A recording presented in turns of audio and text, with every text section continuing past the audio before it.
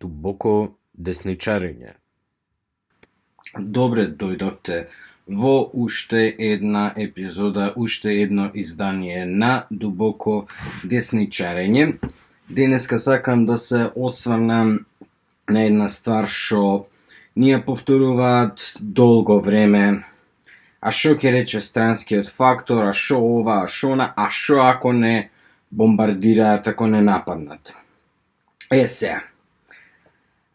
Нормално, реално, ние сме тука Македонија, мала земја, Арама не може да пружи организиран отпор, пошто се нејзините единици нефункционални поради целосна инфилтрација од страна на немакедонци, иако индивидуалните војници, што се индивидуалните од Арама, кои што се наши, се арслани, реално гледано знам многу луѓе од Арама способни, единиците како такви не се функционални.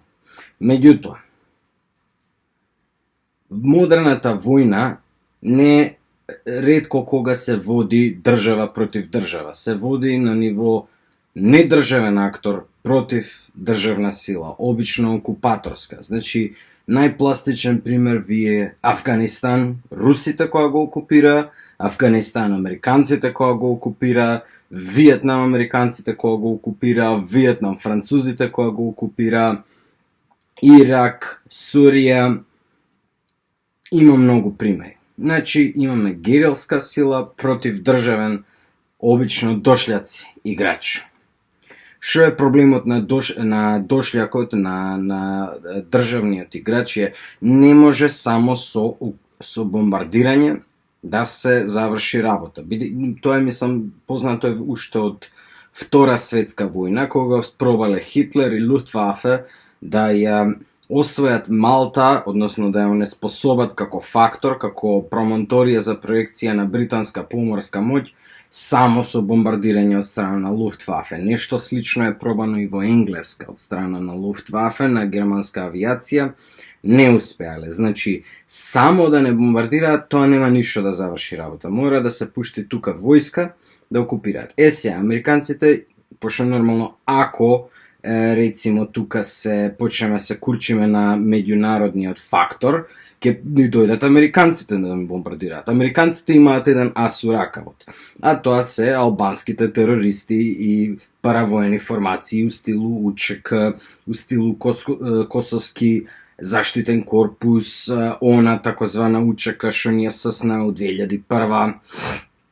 Ова е од причина што американците ги користат албанците без навреда како кучиња за напаѓање со кои што ги плашат балканските народи на сличен начин на кој што ги користат курдите за да ги плашат блискоисточните народи. Битна работа што ја знаеме од 99-та, од војната која ја бомбардира Србија, Југославија на времето, ваков таков Милошевиќ успеа да ја заштити Југословенска народна армија од целосно уништување од страна на американците. Го знаеме оној муабет, праваат макети од кути, па стават цевка, демек тоа е топот и тоа е тенкот. Сега, проблемот искочи и уште тогаш се увиде дека американците немаат доволно јака разузнавачка способност да утврдат што е тенка, што макета, пошто сателитите им гледат само надоле, шпионскиот авион не може да разпознае, значи ти треба некој доле со двоглед да потврди да тоа е тенк, не е макета. Проблемот тогаш беше што УЧК има онаа типична албанска храброст, не напаѓа ако не се најмалце 10 на 1 и не се ни приближува, туку од 2 километра ќе види нешто, тоа Срби као да се и ајде бомбардирај. И така фактички ќор тенк не успеа да утепат. Целокупната војна механизација на ЈН ја извлекоа Србите од Косово без проблем.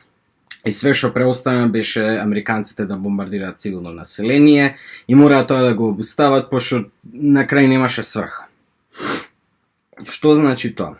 Значи, за да беше успешна таа работа у Косово што ја направеа американците, требаше да пуштат нивна војска, да не се ослонет на локални играчи, пошто локалните играчи, слаби се со муда. Знаеме сите ние што имаме мклено у меѓуетнички конфликти по скопските улици, дека минимум 10 на 1 треба да е соодносот за да бидат окуражени албанците кои напаѓаат. И се поставя прашањето, па зашо американците не пуштат нивна војска, нели boots on the ground, зашо не ги съснат маринците нивни, нели се толку заебани. Работата е, американците немаат кој што треба војна доктрина за оперирање на во земји какви што се Македонија, Србија, Афганистан, Виетнам, они се едноставно неефективни. Го немаат тоа шумкарското, немаат доктрина на лесна пешадија, такозвани јегери.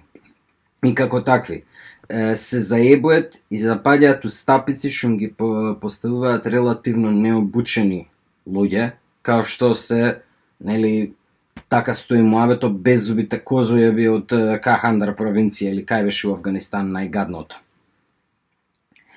А сега замислете Македонија или евентуално Косово, евентуално Србија, кои што не се само ридести као што е Афганистан, туку се плюс пошумени и плюс е поопасулено и повисоко интелигентно население. Тоа што просечно и колку е у Афганистан, 80, као албанците се тука негдека, а просечно и на етничките македонци, јас сум сигурен негде 92-93, компарабилно со други јужнословенски народи.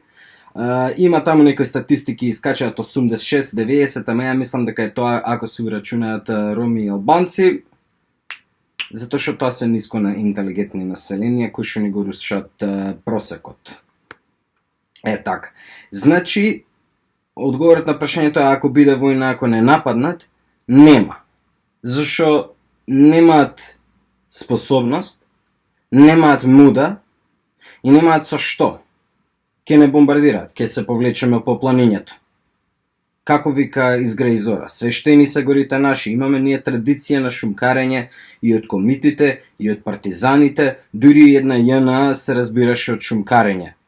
Не само српска, туку и на ова, како се викаше, комунистичка југа.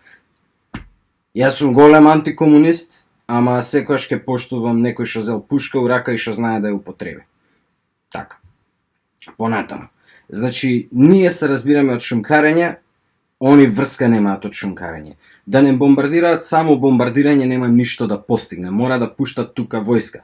А локалните нивни играчи се 2001 знаеме како отиде. 70 наши отидоа и еден да беше, тоа е трагедија и не смее никогаш да се повтори.